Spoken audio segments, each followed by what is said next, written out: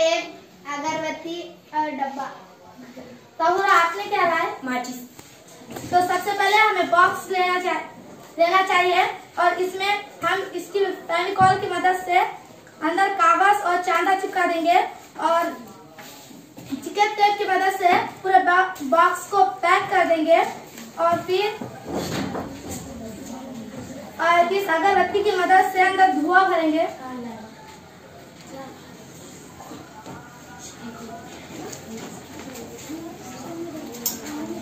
Sorry, एक बात मैं भूल गई थी, इसके अंदर आईना भी लगाया वाला है और हमने प्रकार की मदद से इस बॉक्स में 2 सुराख भी कर दिए हैं, जिससे एक सुराख से हम अंदर धुआं भरेंगे।